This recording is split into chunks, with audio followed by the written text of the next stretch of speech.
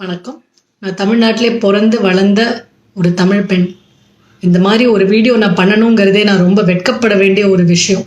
என்னோட பேசிக் ரைட்ஸ்க்காக நான் சண்டை போட வேண்டிய ஒரு விஷயம். தமிழ்நாடு ரொம்ப பழமை வாய்ந்த ஒரு ரொம்ப ஸ்பிரிச்சுவல் ஸ்டேட்.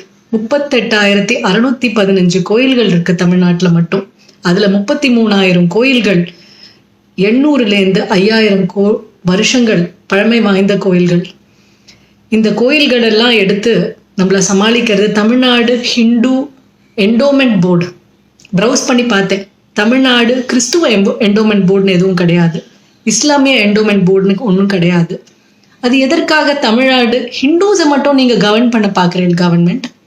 அப்படியே நீங்கள் கவர்மெண்ட் மேனேஜ் பண்ணுறதுனாலும் எவ்வளோ மிஸ்அப்ரோப்ரியேஷன், எவ்வளோ கோயில்களோட நிலத்தை எடுத்து ஃப்ரீயாக அதை சல்வேஷன் ஆர்மி, பெண்டகோஸ்டல் சர்ச் இதுக்கெல்லாம் பயன்படுத்த வேண்டியது.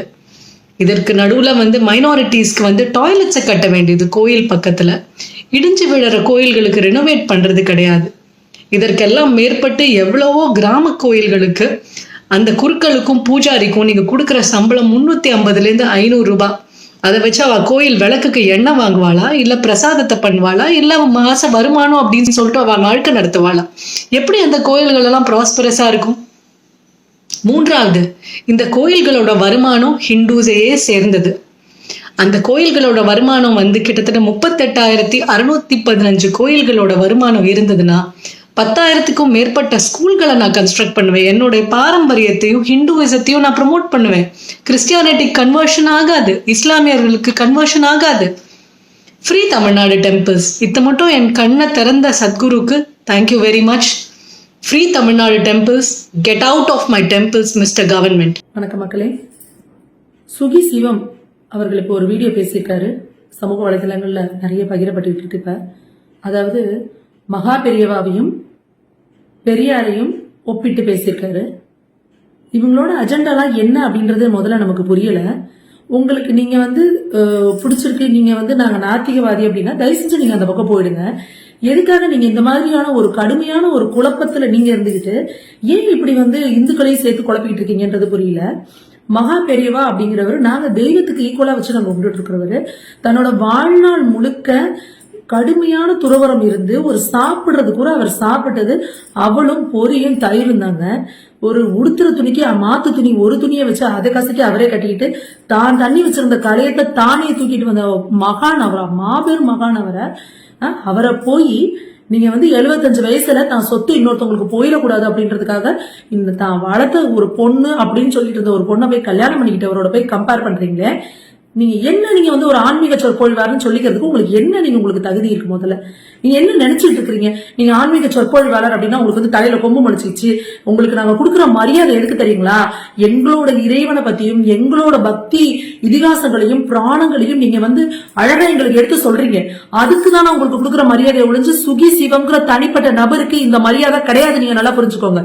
எங்களோட கடவுளுக்கும் எங்களோட ஆன்மீக கருத்துக்களுக்கும் தான் உங்களுக்கு நாங்க அந்த மரியாதை கொடுக்குறோம். அதுக்காக நீங்க என்ன வேணா சொல்லணும் அப்படின்றது அர்த்தம் கிடையாது. தயவு செஞ்சு நீங்க இந்த மாதிரியான விஷயங்களை நிறுத்துங்க. முதல்ல உங்களுக்கு பெரியார புகழணும் அப்படின்னா நீங்க தாராளமா ஒரு தீகா கூட்டத்துக்கோ இல்ல திமுக கூட்டத்திலோ போய் நின்று நீங்க தாராளமா பெரியார புகழ்ந்துட்டு வாங்க. அது உங்களோட தனி மனித சொந்தம். ஆனா ஒரு ஆன்மீக சொற்பொழிவு நடத்துற இடத்துல நின்றுகிட்டு நீங்க எங்க மகா பெரியவாவையும் பெரியவாவும் சேர்த்து பெரியாரையும் சேர்த்து பேசுறீங்கன்னா என்னங்க அர்த்தம்? அது மகா பெரியவாவும் பெரியாரும் ஒண்ணுங்களா? நீங்க தன்னோட வாழ்க்கையில லட்சமா கோடி கோடியா தங்கமும் வைரமா கொட்டினப்ப அது தன்னோட கையால கூட தொடாம நகர்த்தி யாருக்கு வேணுமோ செஞ்சவர் நீங்க பெரியவா, மகா பெரியவா. அப்பேற்பட்ட மகான நீங்க ஒரு கேவலம் சொத்து தனக்கு அடுத்து புள்ள வாரிசு கிடையாதுன்னா மக்களுக்கு தேவர் என்ன செய்யலையாங்க? தேவர் தன்னோட சொத்தெல்லாம் மக்களுக்கு தானே எழுதி வச்சுட்டு போனாரு. அவரு மகானுங்க.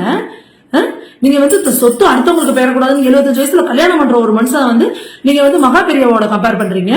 என்ன நினைச்சிட்டு இருக்கீங்க? நீங்க இந்து மக்கள் நிச்சயமா உங்களோட என்ன நிலைமையில இருக்கீங்கன்றத நீங்க முதல்ல புரிஞ்சுக்கணும். உங்களோட கோவில் விசேஷங்களுக்கு திருவிழாக்கள் இவங்களெல்லாம் கூப்பிடாதீங்க. இவங்களை கூப்பிட்டு நம்ம மரியாதை பண்றதுனால தான் இவங்களுக்கு தலக்கணம் இவ்வளவு உச்சத்துல இருக்கு. என்ன நினைச்சிட்டு இருக்கீங்க? நீங்க எல்லாம் என்ன வேணாலும் பேசலாம்னு பேசிட்டு இருக்கிறீங்களா? என்ன ஜாதியை ஒழிச்சுட்டாருங்க பெரியார் ஜாதி ஒழிச்சுட்டு. இப்ப ஜாதியே எங்கேயும் இல்லையா? ஜாதி சர்டிபிகேட் யாருமே வாங்குறது இல்லையா? இப்ப இடஒதுக்கீடே இல்ல. தமிழ்நாட்டுல மட்டும் இடஒதுக்கீடு எங்கேயுமே இல்ல, ஜாதியே இல்ல. எல்லாத்தையும் ஜாதியை ஒழிச்சு மூட்டை கட்டிட்டு போயிட்டாரா பெரியாரு? என்ன பேச்சு பேசிட்டு இருக்கீங்க? இன்னும் எந்த காலத்துல நீங்க இந்த பொய் பேசலான்னு போய் புரட்டு பேசிட்டு இருக்கிறீங்க? நீங்க இதெல்லாம் நீங்க தயவு செஞ்சு நிறுத்திக்கணும். எங்களோட இந்து கடவுள்களையும் எங்களோட மத குருமார்களையும் எங்களோட ஜீயர்களையும் நீங்க இந்த மாதிரி எல்லாம் வந்து அவமானப்படுத்துறது வந்து நாங்க வந்து பார்த்துட்டு சும்மா இருக்க மாட்டோம். உங்களுக்கு பெரியார போகணும்னா அதுக்கான மேடையில போய் தனியா புகழ்ந்துக்கோங்க. இனி எந்த ஆன்மீக சொற்பொழிவுக்கும் எந்த இந்து மத கோவில்களையும் எந்த இந்து மத நம்பிக்கையாளரும் தயவு செஞ்சு இவரை கூப்பிடாதீங்க. நன்றி, வணக்கம். இதுபோன்று முக்கிய நிகழ்வுகள், அரசியல் தகவல்களை ஆழமாகவும் மாறுபட்ட கோணத்திலும் அறிந்து கொள்ள மறக்காமல் உங்கள் IND தமிழ் 24x7 பக்கத்தை பின்பற்றிக் கொள்ளவும். உங்கள் ஒவ்வொரு ஆதரவும் இதுபோன்று பல நிகழ்வுகளின் பின்னணியை அறிய உதவும்.